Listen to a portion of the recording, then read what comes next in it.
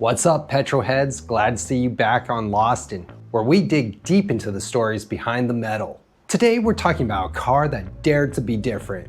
A sleek European sportster that injected a bit of adrenaline into a brand that was known for not the most exciting cars. Kick back and enjoy the surprising story of the Opel GT.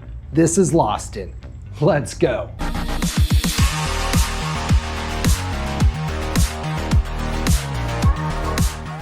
The mid-1960s. What comes to mind? Bell bombs, hippies, groovy music? But probably not Opel, because back then, let's be honest, the German automaker had a little bit of an image problem.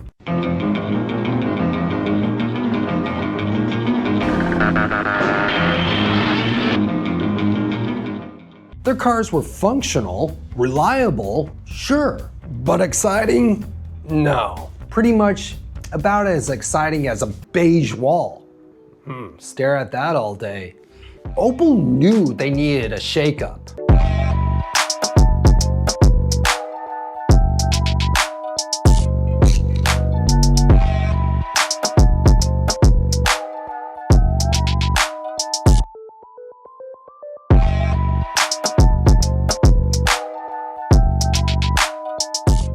They needed a little oomph in their step, you know? They needed a freaking lifeline of sex appeal, excitement, a little pizzazz. And in 1965, at the Frankfurt Motor Show, that's exactly what they did.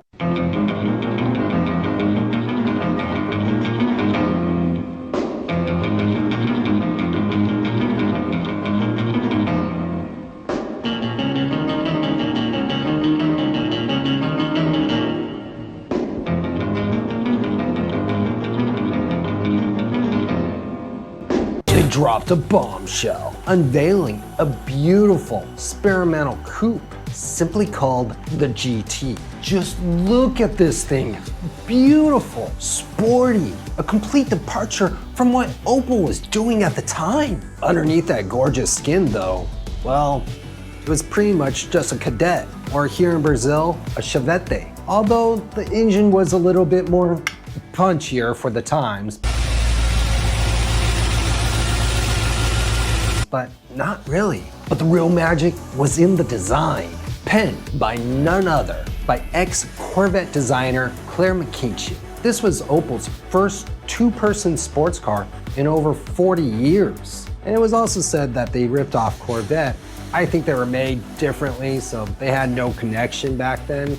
The heads at Opel Design just played it cool, like, nah, GM, Papa Bear, this is just, a prototype. We're not sinking no money into this, Our design staff, they're just having a little bit of fun. No problem, nothing to see here, Papa Bear GM. Take it easy, it's just a show car. But everybody hoped this little beauty had to see the light of day. They just were so deprived of something like this. Whoever saw it at that car show, their hearts just lit on fire for it. And the rumor mill was popping off. Everybody was talking about, no, this is gonna come out like the Corvette, a complete fiberglass body. But to everybody's surprise in 1968, this thing rolled off the assembly line in a fully metal skin. The Opel GT burst onto the scene. The dream had become manifest.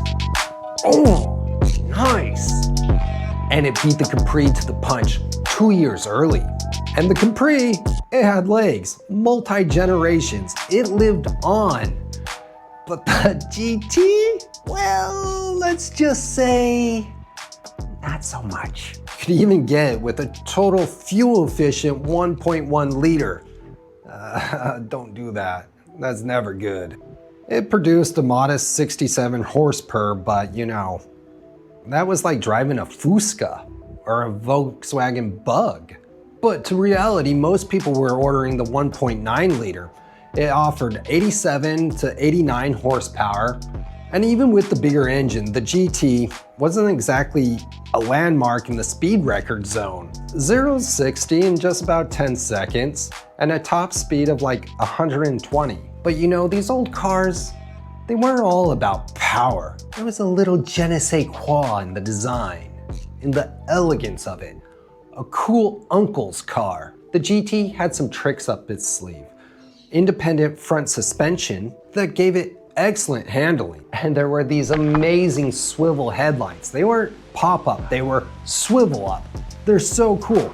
And the latch to do it was like this latch that you had to throw into position with your strength, and it clacked and it felt good. Yeah. Underneath that striking exterior, it was still just very much Opel. Floor pan, engine, gearbox, they're all from the Cadet. The 1.0-liter motors, you know, it's good to point out that their brake drums were even smaller. Like, don't stop too hard. You ain't stopping. And these had a 4-speed manual as standard.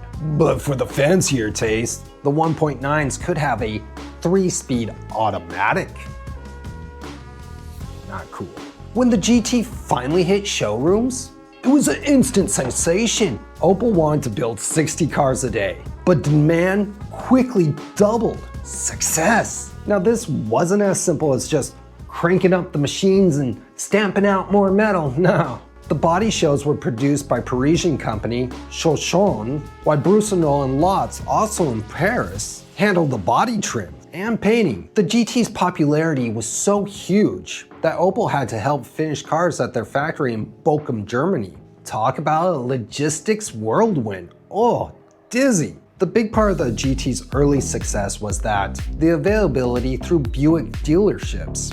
And the heads up at GM were pretty smart at the time. They wanted to rebrand Buick, so these cars were sold at Buick, aimed at the younger driver. With a catchy little slogan, the first common marketed sports car. It was supposed to be the every person's sports car. The two-seater sports car, the new Opel GT. In addition to looking the part of a sports car, the Opel GT comes with a whole batch of equipment that makes it act like one. Things like a tachometer, ammeter and oil pressure gauge, electric clock, transistorized radio, special sport wheels, a simulated wood grain sport steering wheel, a spirited 1.9-liter engine, and high-backed adjustable bucket seats in saddle and black. US and European specs were very much the same. I think in Europe they got like a defrost and like fog lights, but I also seen the fog lights in America too, so they were basically the same. There was a ZF limited diff, but since the cost was so much, nobody really ordered those. But off, there's no trunk lid or tailgate. In this car, space was at a premium. But despite these practicality shortcomings, the GT was actually a surprising good car. 1969 Motor Magazine's Paul Fier said this was one of the greatest cars he drove.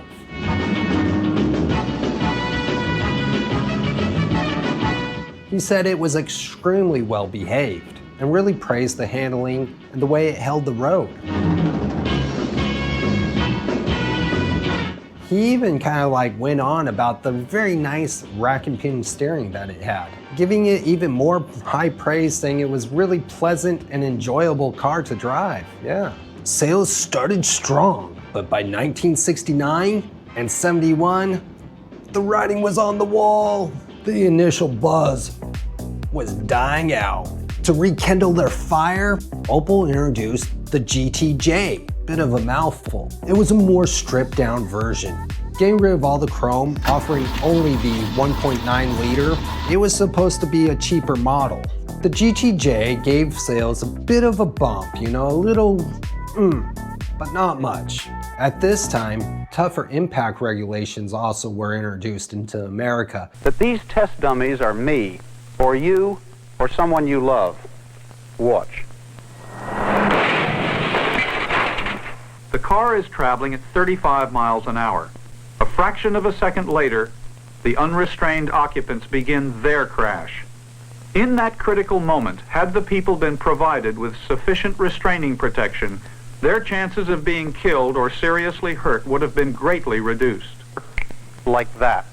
Killing the beautiful design. 1973 saw the decline and the end of the sales of the GT. With the sales dwindling, it wasn't financially feasible for GM to re-engineer the car. Sadly, it died just after 5 short years in America. Whew, poor baby. And you know, this left it as a forgotten gem in the automotive landscape. Time just went right by and forgot all about the Opel GT. And this is where GM absolutely messed up, in my opinion. If they just had the common sense to ship that tooling here to Brazil and produce the Opel GT in Brazil, this car probably would have lived into the mid-90s. I'm serious. Brazilians, all we really had was the Puma, which was a Volkswagen motor or an Opala straight six. After all, the Chevette Turboron is a beautiful success here in Brazil. In total, a bunch of these were made. Although the GT ended in 1973, it wasn't the last time it would have its little time in the sun. In 2007, it made a comeback, although it was a completely different beast that you might know in the US as the Pontiac Solstice or the Saturn Sky. Now, admittedly, when I saw these way back then, I thought they were a chick car, right? I wasn't sold on buying one. You know, the Opel GT, if you get a chance, it really is a beautiful and surprisingly fun little car to drive. And although it was short-lived, it left its mark in the automotive landscape. Maybe not a big one, but at least it left one. What do you think about the Opel GT? Are you gonna go out and save one of these? Put it back on the road for a whole nother generation? Let me know down in the comments. I deeply appreciate you guys being here. And until next time, I'll see you on the flip side. Until Proxima. Ciao, ciao.